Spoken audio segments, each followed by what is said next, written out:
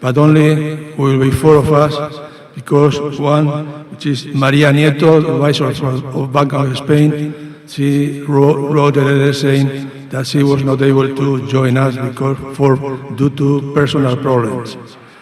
Also, you can see 3 people here seated in the table, but we will be 4, because the 4th one is our new dean, Sarianna Lundan, that she was not able to travel to Madrid, and she will do her presentation via Zoom.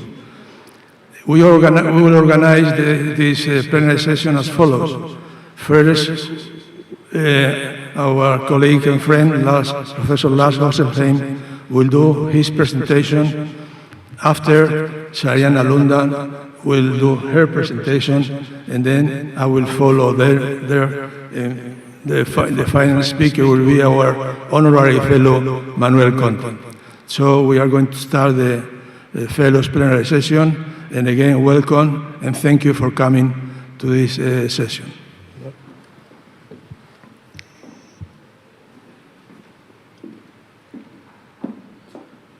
Well, thank you for inviting me, Juan.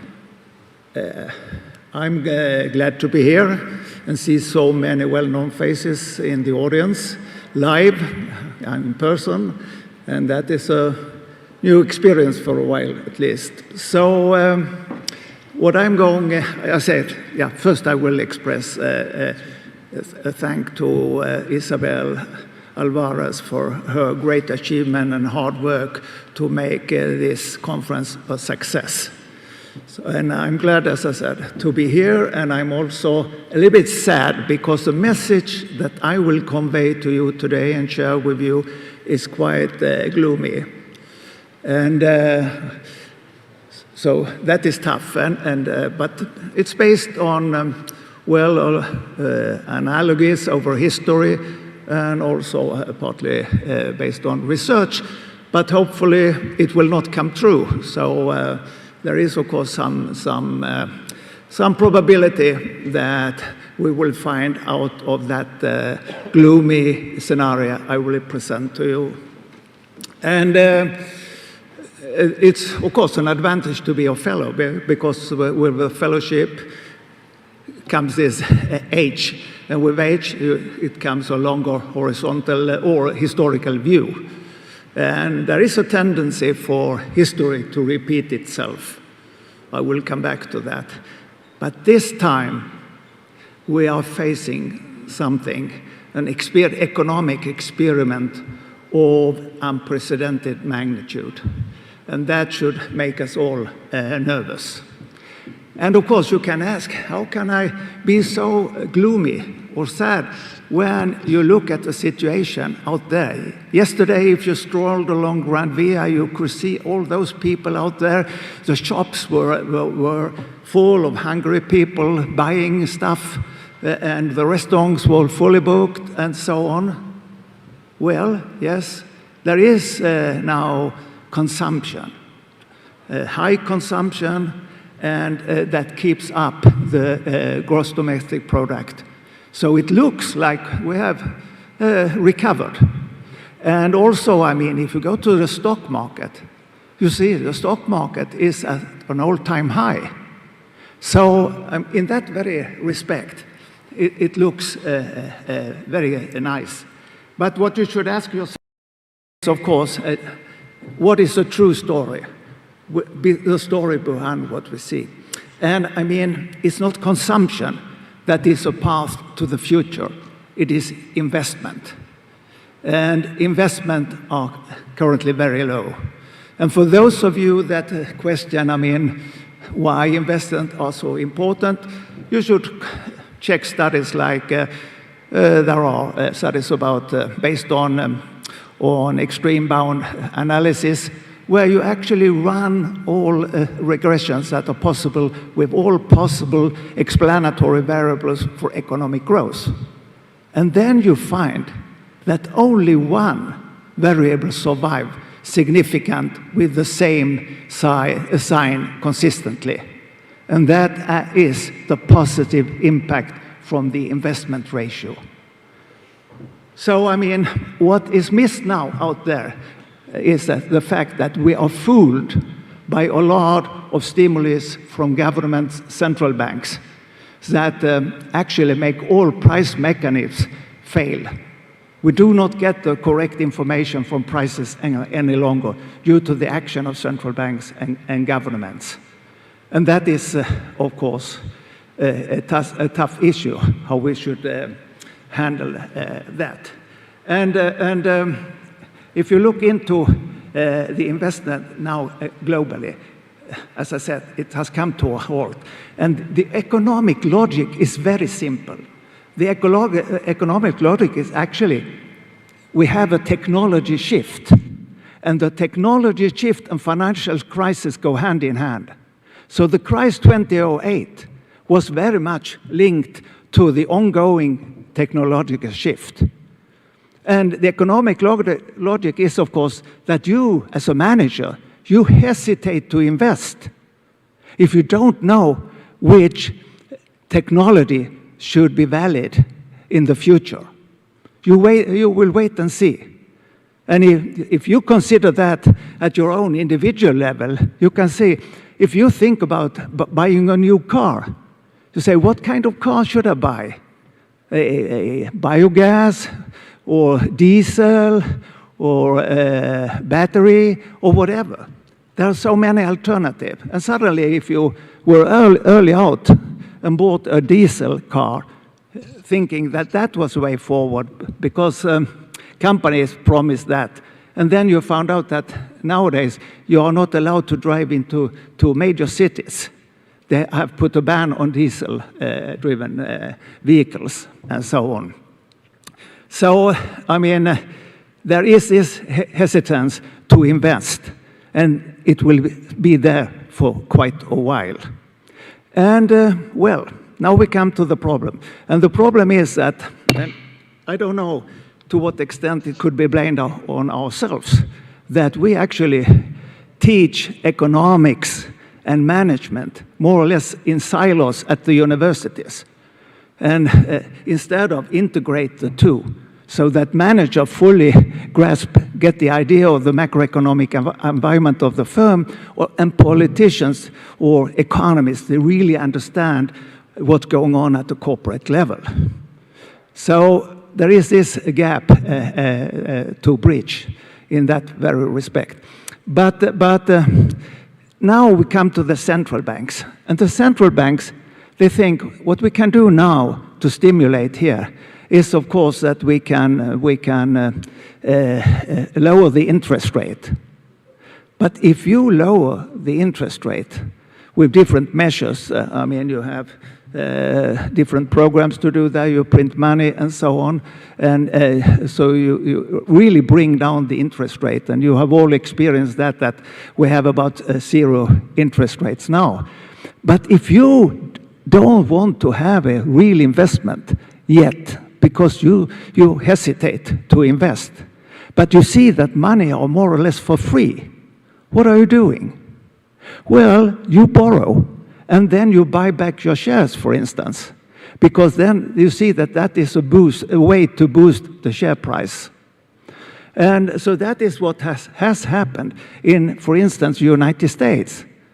The companies in the United States has never been more indebted than what they are today. And I mean, as an example, in 1990, at the beginning of the 1990s actually, we had almost 100 companies, Standard & Poor 500 companies with the highest creditworthiness, AAA creditworthiness. And today, we have only 2 companies left, because they have all slided down the scale in terms of creditworthiness, tempted to borrow as much as possible. So this is, of course, something that should scare us all. And if you look into indebtedness in general, we can see that there are, of course, a dangerous movement out there in terms of the new or the modern monetary theory developed by the advisor to Bernie Sanders in the United States, saying that debt doesn't matter. But you do not need to be a professor in economics or some similar to understand that. What about trust in money if you just keep going printing money the whole time? And printing money, yes, to keep the interest down is what the central bank has done. So last year, listen to that, last year we have an increase of 19% in the stock of money in the world. 19%. We have never had a figure like that before. And in the United States, we had last year 25% more dollar out in circulation. So consider that. And if you look what has happened after the financial crisis, well, we have had an increase in the money creation of 125%. And we have had economic growth only of 31%. And we say, okay, if they keep pace with each other, then there should be no serious problem. But with that tremendous gap, you can imagine what can happen. And another way to express this is if a bigger amount of money is about to buy the same assets, for instance, what will happen to prices? Well, they will increase, of course. And that also goes for goods and services. And we can see now result of this. In the United States, the figure for inflation came yesterday, 6.8%. The highest monthly increase since 2008. So we should really be nervous for what's going on out there. And much of this has also been the money printing or the money creation has been actually as part of a currency race. Governments, central banks, they try to help companies of their own country by lowering the interest rate, and that by that also the home currency will depreciate. And previously that was called competitive devaluations or depreciations. So, and there was a ban on that. But now there is a good excuse because central banks claim that we are fighting deflation. We are fighting deflation. So with with a low exchange rate, foreign goods coming in our country will become more expensive. So, okay, this is a good excuse. But if you scrutinize it a little bit closer, you'll find out that, okay, if goods become more expensive because of a depreciated currency, okay, exporting companies to our country will not sell as much any longer. So we actually convert that into jobs in our own country. And that is very much what it is about now, of course, job. And so everyone now, politicians out there, try to secure the jobs, the high-tech jobs in their own country. So that was one way. Another way, we can see central bank or the politicians act as another venue. It is to a tariff war, because all central banks, they were more or less involved in this currency war. And if every central bank is involved, then there will be no change in the exchange rate. So they found we have to go to something else, and then we had the tariff war. Maybe you recall how Trump and Xi Jinping, they fought with tariffs. But suddenly also, I mean, and President Trump defended the tariffs that they were for military on steel, that it was for military reasons he imposed the tariff, and so on. But that was, of course, to please his voters in some areas in the US, the Rust Belt. But this was not a success, a tariff either. So then they tried the third alternative, and that is going on now, and it's the next generation of war, and that is the internet war that we can see. And as now when we have the online trade, the cross-border online trade has exploded. So if you can control your internet instead and hinder your citizens to order from abroad and instead order at home in a non-transparent way, this is maybe a better solution for, at least for politicians, as compared to tariffs, because of its non-transparent character. And that is what we can see China is doing, Russia is doing, Iran is doing, and so on. Now, try to control the internet. And I mean, if you go to China and try to order something from a US firm, suddenly you see that, okay, you have really tough time to get through. And then suddenly you give up, and maybe you order instead from a Chinese company. So that is a smooth way to keep the jobs at home. So there are actually many tough challenges out there by politicians and pursued by politicians and central bankers. So what is the way forward now that we can see that should scare us? Because everyone realizes that, I mean, every politician today that want to be re-elected has to show the ability of creating jobs, one way or the other, new jobs or attracting jobs, or at least keeping jobs in the country. Because there is a fierce competition for high-tech jobs right now. And we know, all of us here, that there are no shortcuts for that. So basically there are three ways to do it. One is, of course, to do it via lowering the bureaucracy, hiring the education, or show the best productivity, to attract, show that you are the best production venue, and by that attracting companies from abroad coming in. And but it takes time. And politicians do not afford to have to wait and see, because the election may be around the corner. So the second alternative that is pursued globally is actually to try to lower corporate tax. And that was once very successful, a successful avenue pursued by the Irish government, for instance, and so on, so that they managed to get a lot of the high-tech companies coming in. But studies show that it's not so much the corporate tax that is an issue. It's rather the income tax and the schooling quality of the schooling system.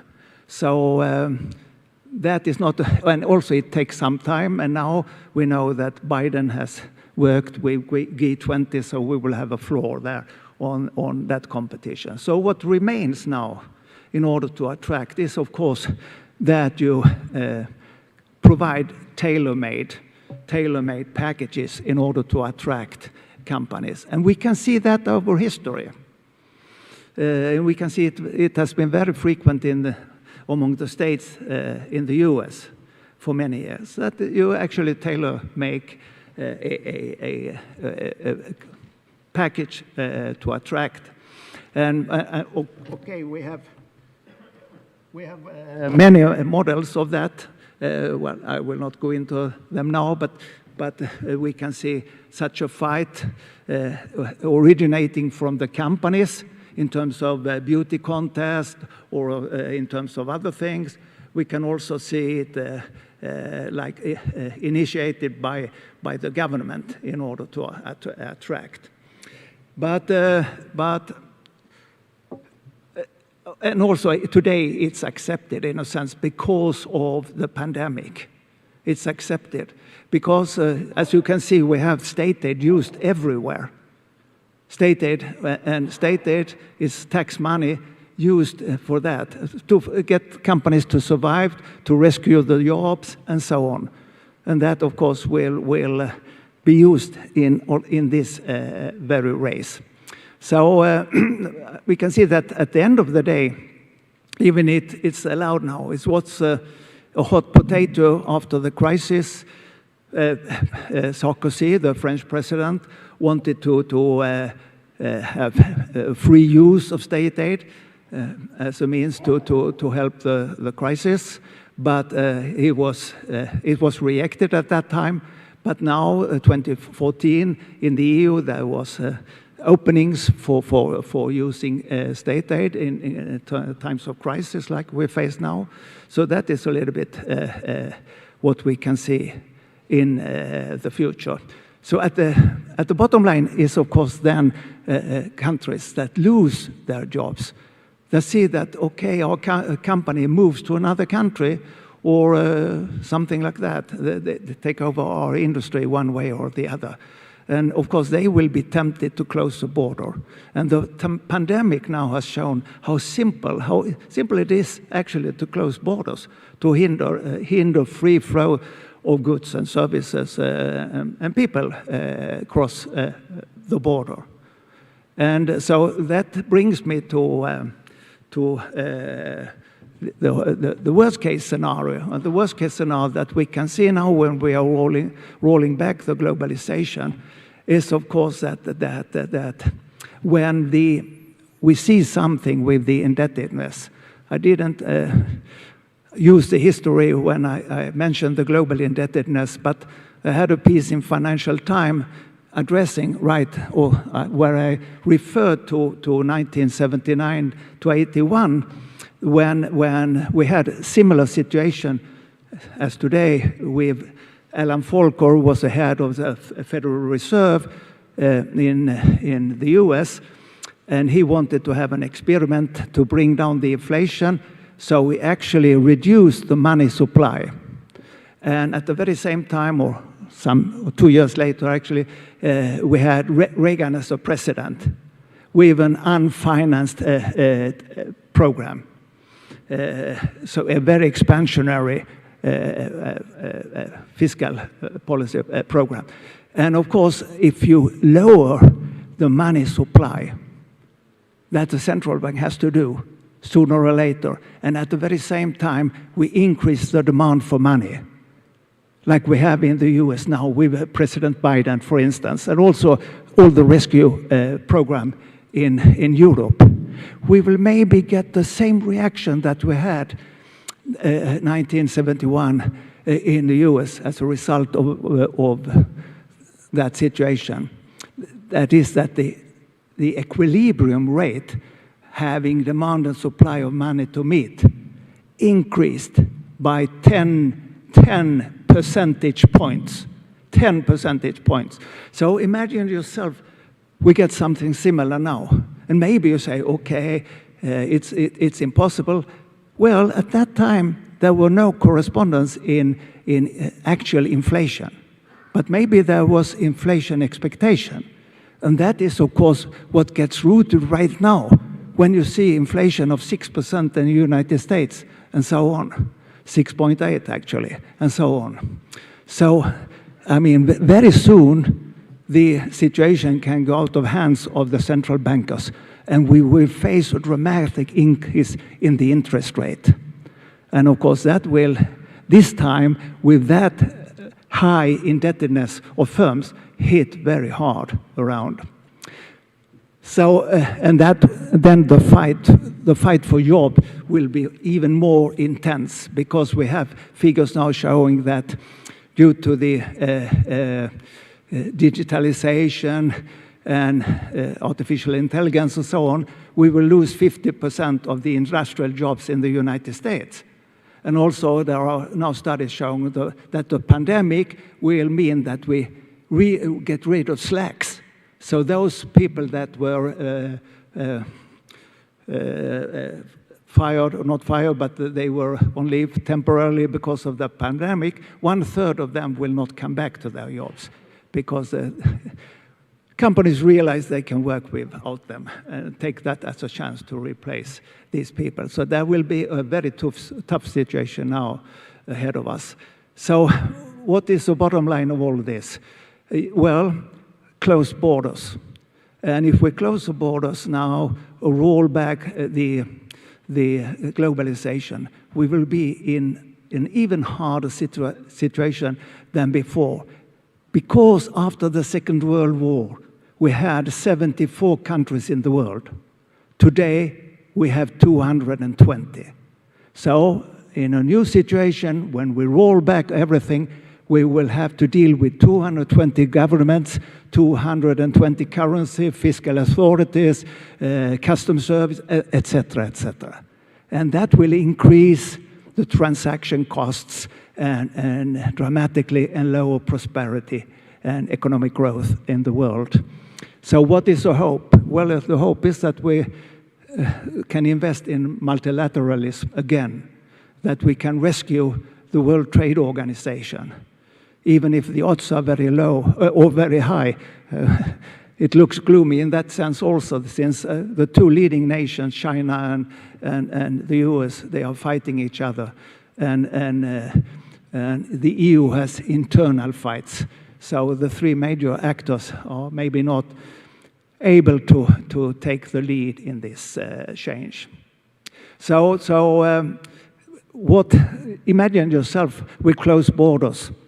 What will happen to companies like Volvo, for instance, truck, that has more than 10,000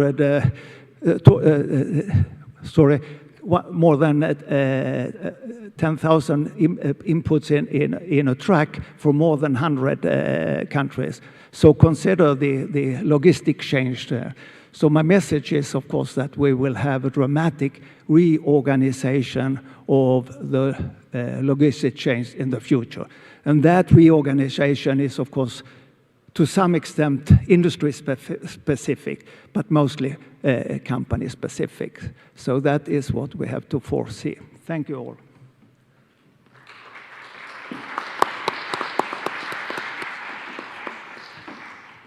Thank you very much, Lars. Now we will listen to Sarianna if the technology works. Okay, are you able to hear me in the room? Yes. Very good. Hi, Sarianna. And you can also see me, hopefully. Yes. Very good. Then I will go on with the program.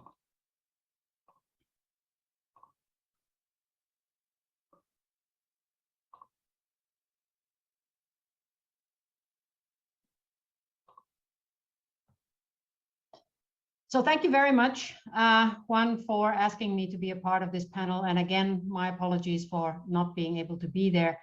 Thanks also to the conference organizers who did a wonderful job in accommodating me, because I fell ill with a high fever on Friday and could not travel, but things are better already. So I would like to use my remarks to maybe build a bridge between what Lars has just said and what our new honorary fellow might be talking about. Because Lars mentioned that we don't ultimately live from consumption, that we live from investment, that the economy grows from investment. And of course, Lars's message, as he said, was quite gloomy in a way. There are lots of concerns in the macroeconomy that I think all of us share, and Lars more than anyone knows the details of these concerns.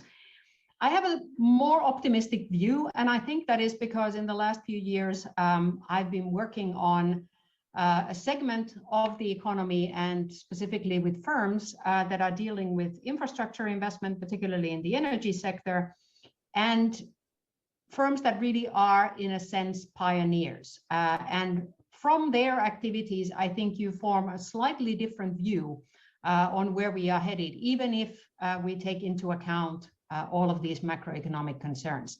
So I want to talk a little bit about the green recovery, specifically in the context of Europe, and that of course means a lot of public financing. But I also want to spend a few moments talking about what this might mean for scholars in IB who are interested in the interaction between firms, their investment activity, and then the broader economy. Now, from my point of view, one of the issues that this brings up is the difference between policy and institutions. So we have quite an established literature already within international business on institutions. We have looked at them mainly as static constraints or enablers. So we look at governance quality in different forms, stability of governments, voice and accountability, rule of law, these sorts of things. Particularly if we stay within the European context, in a fundamental way, those have not changed over the past decade. But what has changed, particularly in the last few years, and particularly in the last 2 years since the pandemic, is that there is a tremendous amount of policy intervention and, of course, central bank intervention, as Lars outlined. So there are very rapid changes which can't really effectively be dealt with as a discussion about institutions, because institutions typically we see as more permanent constructs. They bring a degree of stability and a predictability, and therefore can also lower transaction costs when those institutions are of high quality. What we have seen in the past few years is a great deal of policy that maybe over time also changes the fundamental institutions, but at the moment, what firms are reacting to, and Lars mentioned the case of some of these policy changes induce firms not to invest, to rationally sort of wait and bide their time until the fog clears. But in other industries, and these are the firms that I have been working with, it also induces firms to make use of the opportunities, to become the pioneers in their fields, in those areas that are now being heavily pushed by the governments. And I think this has quite a bit of implications for theory in the end. I think it's early days. So we are really at the point where I think we need to look at some of these industries in more detail, look at how the firms are reacting, why they are making certain decisions, why they commit early rather than late. And then we can begin to address these issues also in a more theoretical way in terms of how does this change our understanding of policy versus institutions and how that affects firms.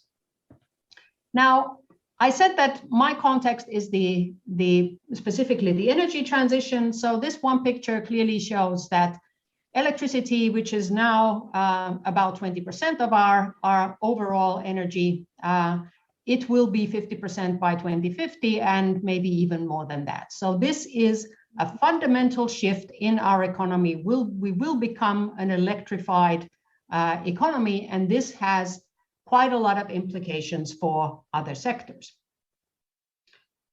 The public money that is facilitating this transition is of course linked to the big commitments that have been made by individual member states in the EU. So Finland has committed to net zero by 2035, which is very early in the game. The EU as a whole has committed to 2050.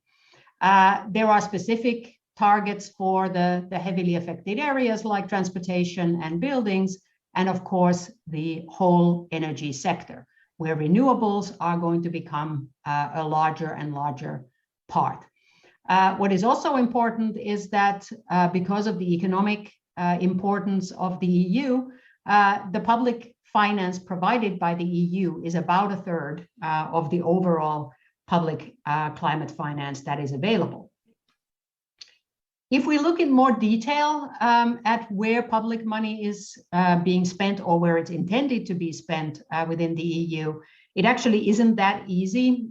There are lots of different numbers. There are numbers that are commitments. There are numbers that are all kinds of at different levels of being realized.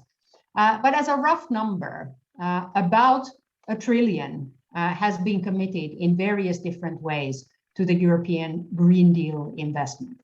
Now, to give a context to that number, the G20 have committed to a little over 3 trillion, that was dollars actually, to be spent over the next 2 years on infrastructure overall. So that is not only in the energy sector, but infrastructure overall.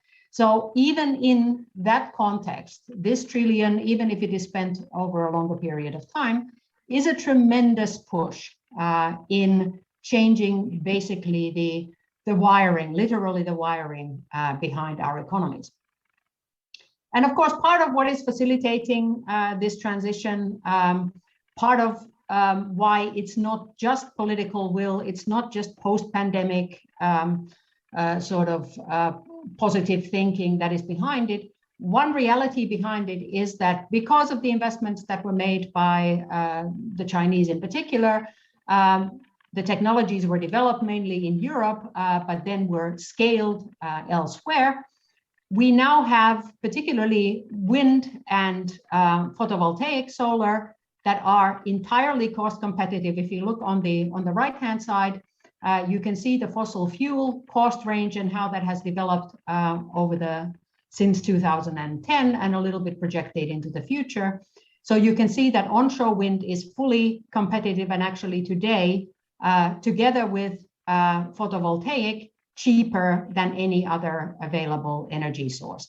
And you can see on the left-hand side how the costs of these four types of energy, solar thermal, that's the topmost line, that is still the most expensive, but prices are coming down, photovoltaic, and the on and offshore wind. So it's quite clear that we have two technologies, wind and solar, that are going to be able to take us through the energy transition and through these investments. And at this point, you might think, well, this is overall a very happy and positive story, and it is. I think there is one crucial element that is in short supply, and this time it isn't money, because there is plenty of public financing available. What is in short supply are actually firms that could carry out all of these investment projects, particularly since we are effectively trying to do this against the clock. Now, electrification will take care of a good number of our problems related to climate change, but not all. And the problems that are not dealt with by electrification include heavy industry, include areas of heavy transport, so ocean-going transport, aviation, heavy road transport, trains, and so on. So this is not a trivial part of the transition, and it requires something other than just electricity to fuel it. At the moment, the solution that is gaining traction is hydrogen. To produce green hydrogen, we need an oversupply of green electricity so that the hydrogen can be produced by electrolysis. This is doable, but again, it requires tremendous volume of investment that not only would fuel the transition in the energy sector, remembering that we are working against the clock according to the COP26 commitments, but that would need to be produced in excess so that we can also find solutions for those hard to electrify sectors. Some of the solutions are quite interesting. They are futuristic in a way. Germany has been working with Morocco to build a hydrogen partnership. This has had its ons and offs over the years, but they seem quite committed with the support of the development bank KfW to finance massive scale, large scale hydrogen production in Morocco, which would be then done with solar power as the green power source, and then imagining different ways of transporting the hydrogen, possibly as so-called power-to-X solutions, so hydrogen incorporated in something else, like synthetic fuels. Another idea that is being developed is the Danish energy island. They actually plan to develop 2 energy islands. And again, the idea is to produce green hydrogen, this time with wind, offshore wind, and then fuel ships, perhaps even carry the resulting energy again in some form of power-to-X onshore to the Netherlands, to Germany, and so on. And I show these because this is from a project that I have been working with my colleagues at Aalto. And we find these images of the future quite exciting in a way, but also it makes you think, this is a kind of a new engineering challenge, and can this be pulled off? But at the same time, you must think that this transition is now going on basically all around the world. All of the countries of the world basically committed themselves to net zero targets at COP26. So it's not only within the EU that this is happening, but it is happening everywhere around the world. And it's difficult to imagine that there would be enough capacity for all these projects to get off the ground within the time frame that we are imagining. And that's a very different constraint to what we are used to talking about. We are used to thinking that money might be a constraint, political will might be a constraint. In this case, there is no shortage of political will. There seems to be no shortage of money, even with all the problems that Lars outlined. There is a question of capacity. Are we actually able to pull this off? In the long term, of course, there will be more companies coming into these sectors, but is that going to be enough? And this brings me to my sort of concluding remarks.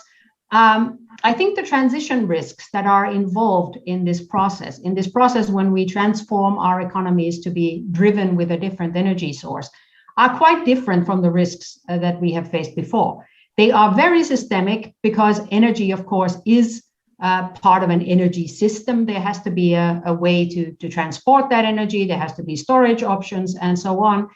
It is infrastructure investment, which always tends to be connected with the public sector. And there are multiple transitions. And this is something that Lars was also alluding to, that we live in a technological period where there are many different options. I showed you a fairly straightforward story where we electrify and then we add hydrogen to the mix. There are different paths that could be followed. It could be biofuels in aviation, for instance. So it's not at all clear for the firms that are making investments that there is one path. It's also not clear for the governments that there is one path. And in all likelihood, there will be parallel paths that are going to be developed. In addition to that, there is this temporal dimension. At no other time that I can think of has there been effectively a clock, like in a chess game, that has been set that says by this time there will be this amount of investment. Here is money. We are now expecting the economies to transition. And we have seen lots of different kinds of commitments. We've seen commitments by private firms that have committed beyond what their governments are committing. We have seen governments committing to different kinds of timelines, all of them making their own judgments about, are there opportunities or what is the least cost way of being kind of a fast follower. The other issue here is that these are infrastructure projects which tend to have the characteristic that you have quite a long investment horizon. You have substantial counterparty risk over the lifetime of that project, particularly in emerging markets. And so these are, in a way, inherently somewhat difficult kinds of investments. They are certainly the kinds of investments where the investors normally would be quite conservative and would want to have a reasonable amount of certainty over the lifetime of the project. That certainty is really not available in many cases, particularly as we move to something like the use of hydrogen in a commercial sense. And fundamentally, I believe that public-private partnerships are going to become not only a new area of study, but I think this is something that both companies and governments will have to get better at. We've had public-private partnerships before. It's certainly not a new concept, but the scale at which we would need the private and the public sector to work together to mitigate some of these transitional risks. They can't really do a lot to make them go away, but they can maybe do something to mitigate them in the local context. I think this is something that myself and colleagues at Aalto are working on and trying to get to grips with. But I think this is one of the big questions that is going to be with us for the next 10 years, for the next 15 years, when we are transforming the infrastructure of the global economy. Thank you.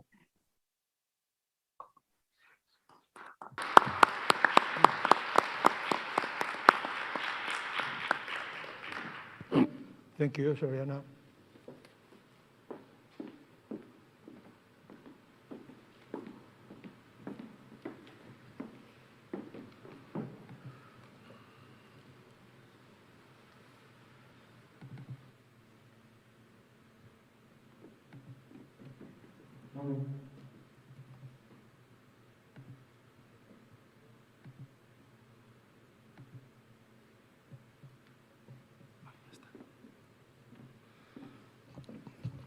Thank you. Okay, now is my turn, and I will talk about the non-neutrality of multinational corporate tax on debt financing, and I think it's a theme for discussion. I will try to underline the main feature of that in order to discuss on this. First,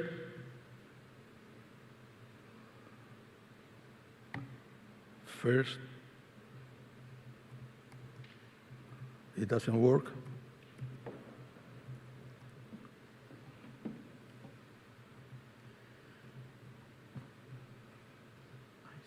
Ahora sí. Okay, gracias. Thank you. Okay, first I'm going to show a few figures in order to introduce the topic and to have to figure out how is the context of what I'm going to say. First, you can see the global balance sheet that has more than 3 times size in the last 20 years, in terms, of course, of financial assets and non-financial liabilities. Now, the same thing, you can see how evolved from the 70 up until now, the proportion of equity and debt in the financing of the global economy. And the thing is, the result is that almost 200% points in the 50 years time has grown equity, following by debt in almost 180% points.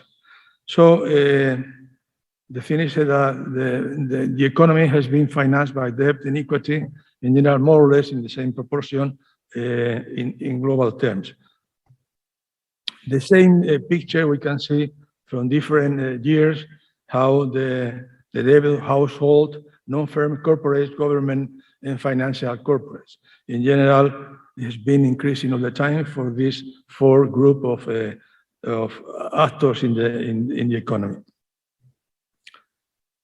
This is the evolution, and more or less we can say that 2/3 of the debt are debt of corporations or non-financial corporations.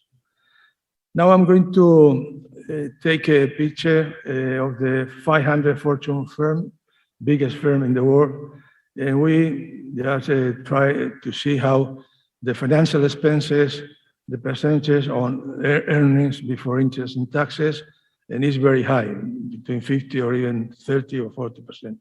But the main thing is that if we compare total debt with total assets, we can see the very important figure, between 60 and 90% of the assets are financed by debt.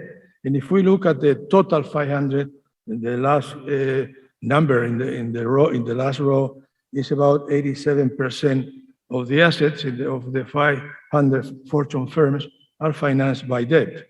The same thing, the same figure, 87, is in 219 and in 20, 86%, which means the relevance of the debt in financing the big firms in the world. The amount of debt well, somehow has been used to finance assets, of course, but also they took part to distribute dividends, buy back shares, and conduct a leverage takeover of firms. And this will end up in a conclusion that I will tell later on when I finish my presentation. This, you can see how the dividends and buybacks have exceeded the free cash flow levels since 2013. Well, just to show the different tax rate on earnings by firms.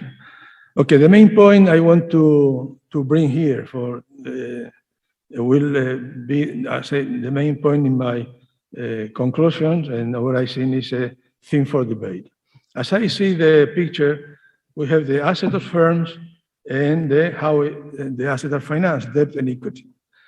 The assets, the competitive advantage of firms and everything, they will generate profit, and we can calculate return on assets.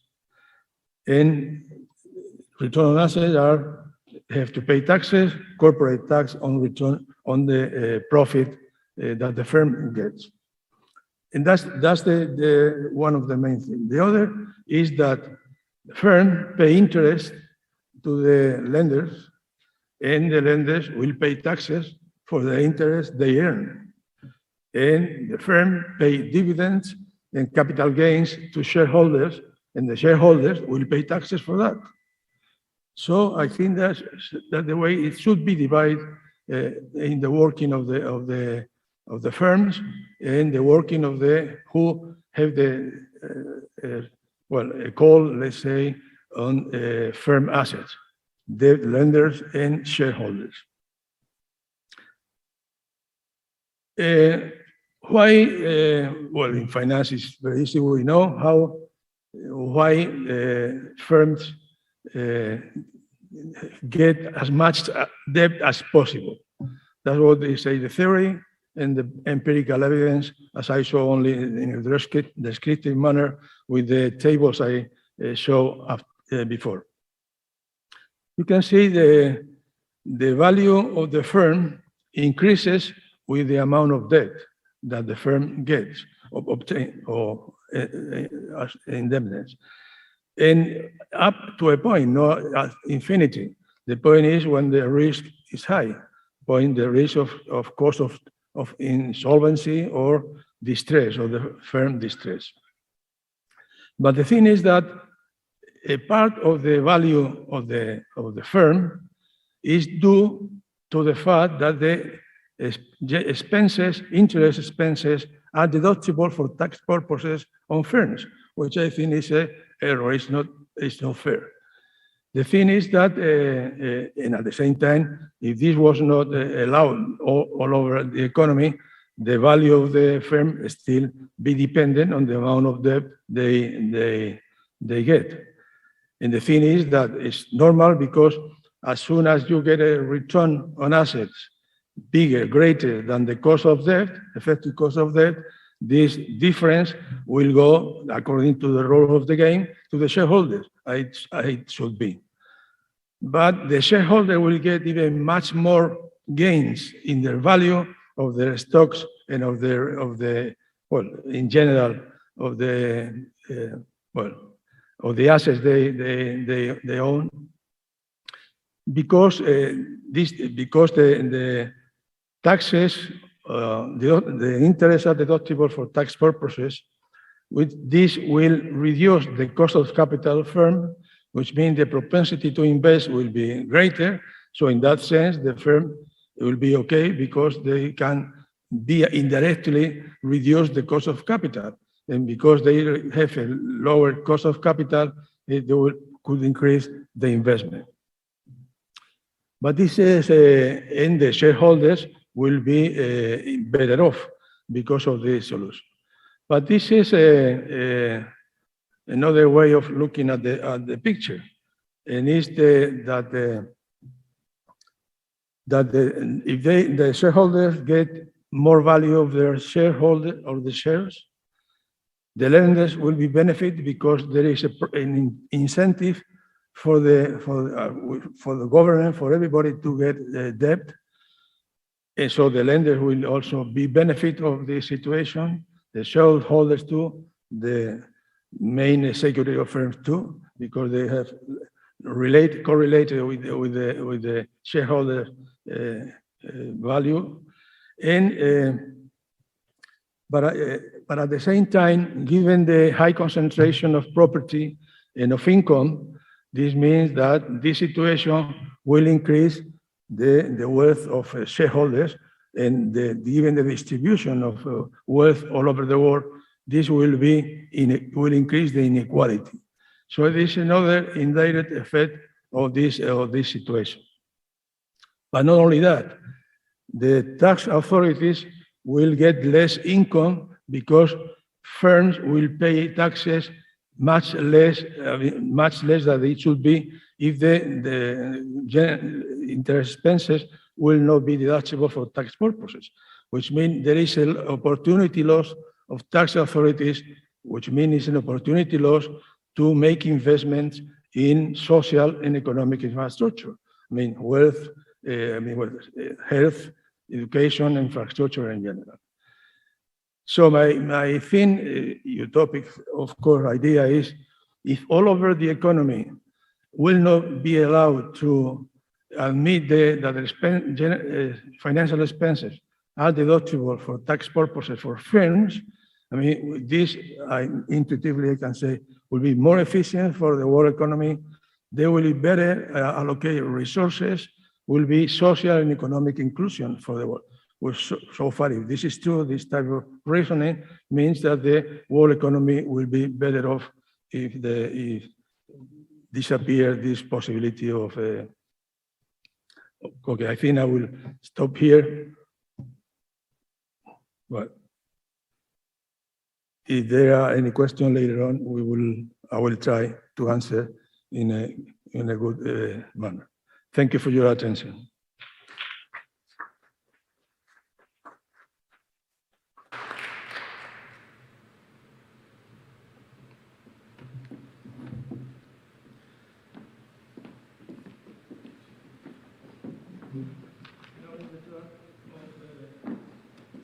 Our honorary fellow, Manuel Conthe. I'm going just to introduce with a few words. Of course, when we decided in the fellows to admit that the candidate of Manuel Conthe, I present his curriculum vitae, but I don't know if I remember, but a few things about him. He was Secretary of State of the Spanish government. He also was a General Director of the World Bank. Besides that, I think he has been the President of the Exchange Commission of Spain, and, well, many other things.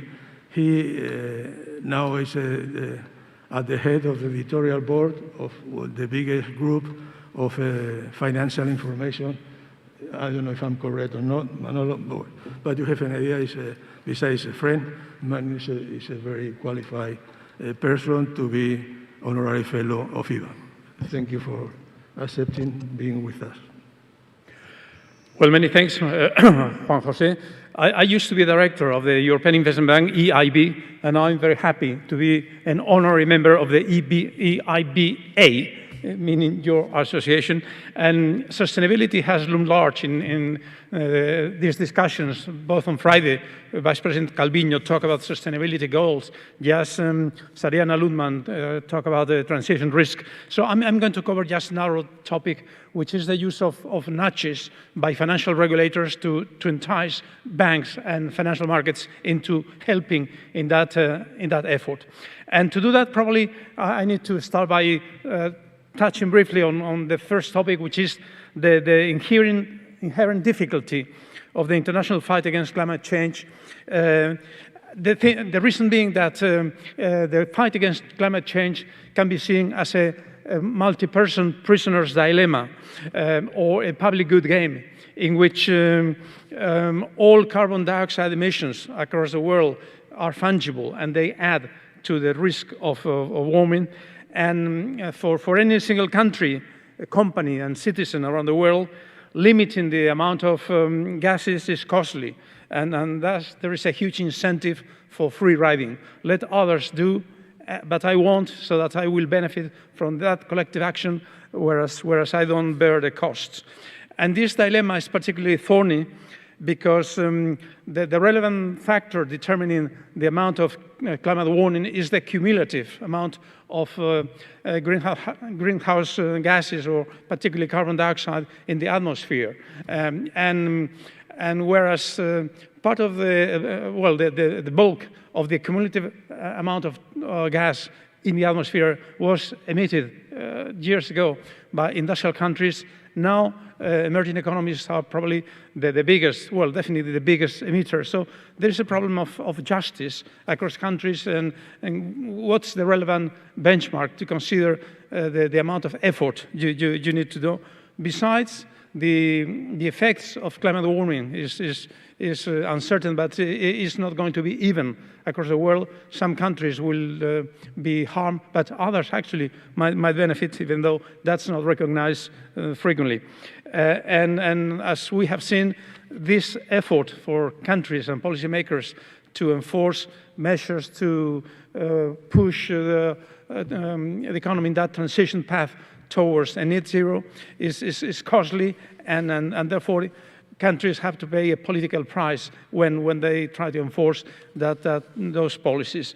As you know, the world has left a carbon budget of around 1.3 trillion tons to be issued from now until 2050 if the average temperature of the world is not going to go above 2 degrees above industrial in the industrial past. So if you take into account that every year the world as a whole is emitting something like 40 billion tons of carbon dioxide, the arithmetic is pretty straightforward. So in 30 years' time, we will use up this carbon budget which is left if the warming is not to surpass 2 degrees. Of course, to address that, 2 different tacks were taken in the past. Originally, in the Kyoto Protocol in 1997, the idea was to enforce mandatory objectives for every single country, and that, in the end, worked out to be unfeasible. After the Paris Accord in 2015, the new approach is more of a voluntary nature with countries, including units like the European Union, making nationally determined contribution on a voluntary basis, even though their actual accomplishment is monitored collectively. The European Union, as we all know, has been at the forefront of that effort.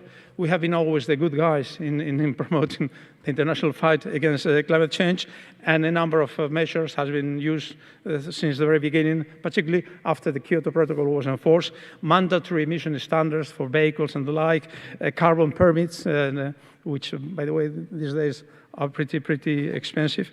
Probably the novelty in recent years, and particularly after the Green Deal that Sarianna mentioned before, is that on the one hand, funding has been a significant element, and the Next Generation funds are definitely a big incentive.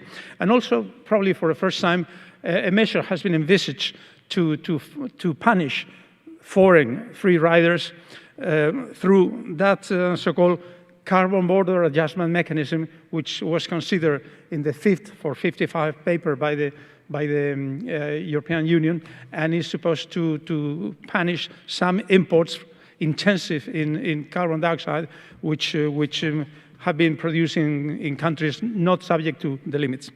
But probably, and that's the topic which I want to talk about briefly, is that other than those mandatory instruments and besides funding, probably the novelty recently from the point of view of the financial world and corporate world is the use of what Nobel Prize Richard Thaler and the US lawyer Cass Sunstein would call nudges, strong nudges to force corporates as well as financial intermediaries and particularly banks to help in that effort on a quote-unquote voluntary basis. In the case of capital markets, and particularly corporates, the nudge takes the form of requirements for transparency and for corporate sustainability reporting.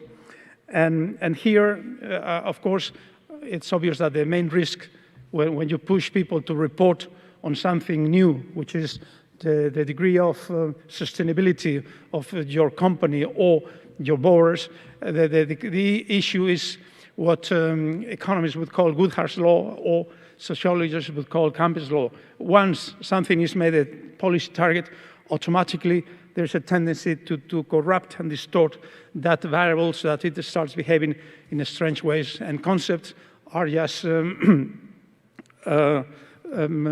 used in a way which was not consistent with its original meaning.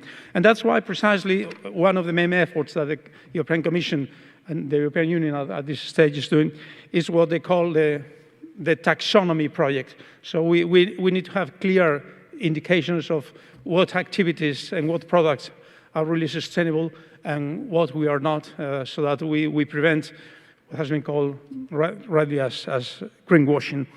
But probably, and now turning to banks, which is something closer to my current activity to the extent that now I'm a director, independent director of one Spanish regional bank, Unicaja Banco, is the main focus of financial regulators, meaning mostly the European Commission, but also the European Banking Authority, and particularly the European Central Bank, is not so much transparency, which of course they use, but they have been using additionally the respectable concept of risk. And the argument here being that climate change is a threat to financial and price stability, and therefore justifies regulatory and supervisory intervention by banking authorities. Last year, the Bank of International Settlements, the BIS, together with the Bank of France, issued a report in which talk about what they describe as a green swan, drawing on Nicolas Taleb's concept of the black swan, and to the extent that climate warming might entail unexpected financial risks that banks need to be able to cope with.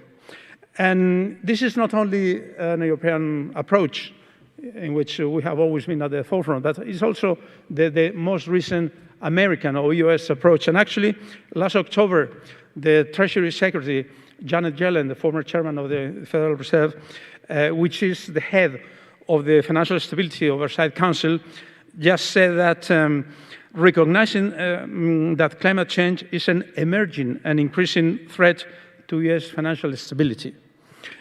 But probably, again, the European Central Bank has been one of the institutions which has been most vocal in that fight against climate change, using the tools it has at its disposal.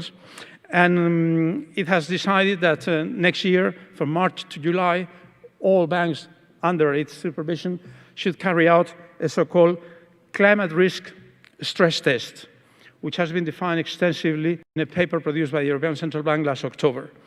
In that exercise, the phase one will be for banks to collect data using a very detailed ECB's template, and then there will be a second phase of what the ECB calls quality assurance, which is the European Central Bank analyzing the reports made by supervised banks and checking its quality.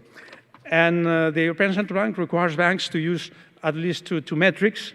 First, they should report all the income, the interest, the fees and the commissions from greenhouse gas intensive industries, which of course will require banks to classify by intensity all their clients. And also they should report about what the European Central Bank calls financed greenhouse gas emissions, meaning those emissions carried out in the atmosphere by the bank's clients. In the reporting, banks, according to the European Central Bank, should report about three main risks.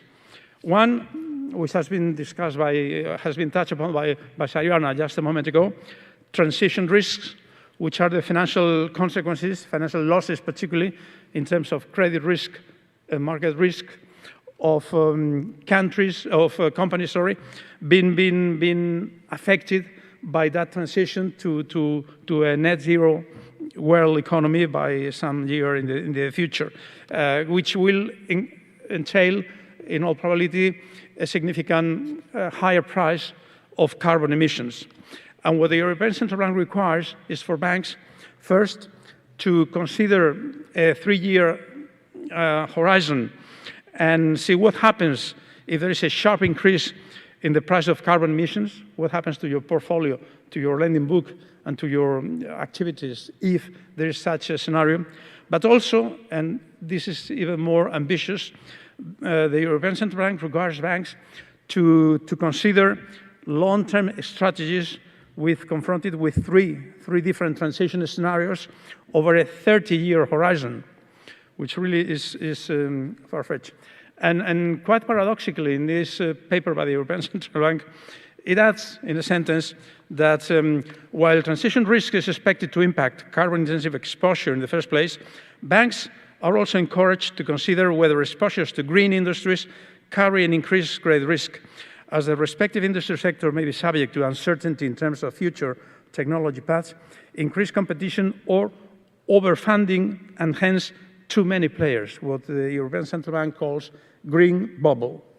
Well, the second risk to consider is physical risk, which are the effects of extreme weather events like storms, hurricanes, heat waves, etc., which entail damage to property or reduced probability or disruptions of supply chains. And here the European Central Bank requires banks to consider two potential events. First, a large flood in Europe, and then a severe drought and heat wave across Europe. And finally, the third risk which the European Central Bank requires banks to consider is what are called broadly operational and reputational risk. And here, three categories are specifically spelled out. The first one is climate-related legal claims, which is litigation resulting from climate-related suits. The one most clearly mentioned is greenwashing, is corporates and banks being sued because of if not fraud, wrong disclosures about the description of green products. But also, the European Central Bank requires for banks to consider physical risk for its own activities, like including impaired business continuity. And also, and this is very, very important, what the bank calls reputational risk, which are counterparties and investors associating a particular institution with adverse environmental impacts and therefore taking negative actions against that particular bank, including selling its shares or withdrawing deposits or the like. And that's why the bank concludes that providing finance to companies with significant polluting activities can be a driver of reputational risk for institutions. So here we see that beyond mandatory rules, the European Central Bank is using that very strong nudges of forcing banks to report on something relatively new, which are those risks. I come to my final point, is my view on that. First of all, let me tell you that this approach, not only by the European Central Bank, but even by the Federal Reserve and by US regulators, has been subject to some criticisms. In the European Union, they have been very, very muted, actually. From what I've seen, for instance, the general manager, CEO of the European Banking Federation, the Dutch Wim Meijs, has just said, but very humbly and meekly, that policymakers often lack the courage to introduce direct and impactful measures in corporate sector or fiscal areas, and therefore resort to banks and to the financial system to do the dirty job of pushing the economy into that transition. But probably in the US, as is typically the case always, have been much more vocal and open critics of that approach. And I just want to mention John Cochrane, who has a famous blog, The Grumpy Economist. And he sometimes is really grumpy, because in one recent article he wrote that the Fed's job is not to save the planet, and that the idea that climate warming entails a significant risk for banks is just, in his words, a convenient myth. Actually, he says that, let's imagine in the US that Trump returns and he declares illegal immigration is an existential crisis. I can't get Congress to do anything about it. So what I do, financial regulators tell banks to freeze the bank accounts of any customers who can prove legal status and the like. And he mentions that actually there are other risks different from climate warming that are much more relevant for banks and which are not subject to any stress test. Actually, he considers the case of, say, China invading Taiwan and leading to a major geostrategic crisis. In the European Union, we could say, what would happen if Russia were to invade Ukraine and NATO were to respond? So that's a very concrete and specific risk, which luckily I think probably is remote, but in risk terms is far more significant than the climate warming for your balance sheet. Also, another pandemic, which were to be even stronger than the one we are suffering, from a risk point of view, would be much more relevant than climate warming. And to that extent, I think there is some grain of truth in those criticisms that by focusing so much on climate warming as a financial risk and adding that word, which has an aura of respectability, risk, to climate change, probably the European central banks are imposing first a significant regulatory burden to banks, but also are to some extent overstepping their traditional mandate, which is financial stability, and are very close to doing some sort of political job which is not completely within the bounds of their traditional mandate. But what's my point about this? Frankly, I think there's a moral philosopher, Joshua Green, who wrote an excellent book years ago in 2013, Moral Tribes, which describes morality, and in general, we would say ethos, as a solution to the problems of cooperation, as a way of averting, he wrote, the tragedy of commons, and we would say any collective prisoner's dilemma, like the fight against climate change.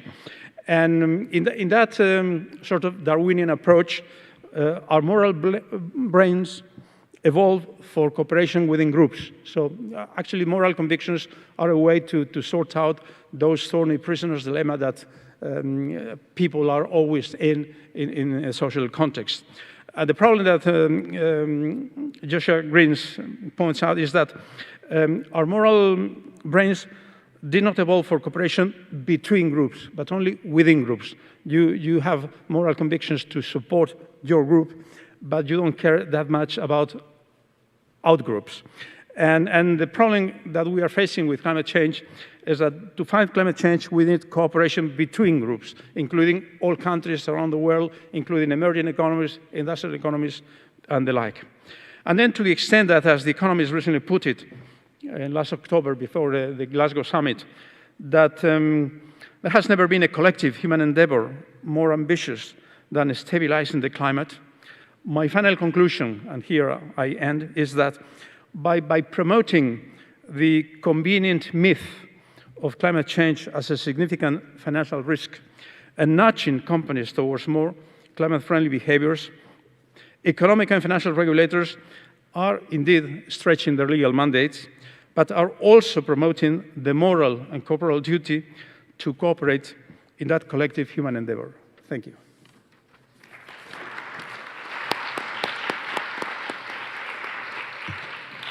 Thank you very much, Manuel. I think we are on time to finish. But if there is one or couple of questions, probably we can answer them.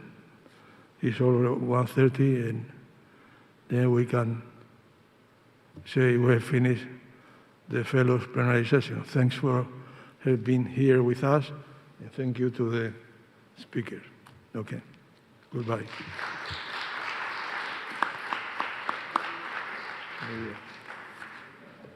Había un poco